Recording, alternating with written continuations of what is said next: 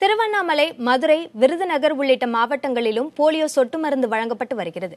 திருவண்ணாமலை மாவட்டம் செய்யாறு சுகாதார மாவட்டத்திற்குட்பட்ட செய்யாறு, வெம்பாக்கம், ஆரணி, வந்தவாசி ஆகிய வட்டங்களை உள்ளடக்கிய 8 ஒன்றியங்களில் போலியோ சொட்டு மருந்து முகாம் நடைபெறுகிறது. இதன் மூலம் 90,000 குழந்தைகள் பயன்பெற உள்ளனர். மதுரை மாவட்டத்தில் 3,14,802 குழந்தைகளுக்கு போலியோ சொட்டு மருந்து வழங்க மாவட்ட நிர்வாகம் ஏற்பாடு செய்துள்ளது. மேலும் 19 நடமாடும் மையங்களின் மூலமாகவும் சொட்டு மருந்து வழங்கப்படுகிறது. விருதுநகர் மாவட்டத்தில் போலியோ சொட்டு மருந்து வழங்கும் முகாமை மாவட்ட ஆட்சியர் சிவஞானம் தொடங்கி வைத்தார். மாவட்டத்தில் 1068 மையங்களில் 1,63,215 குழந்தைகளுக்கு போலியோ சொட்டு மருந்து வழங்கப்படுகிறது.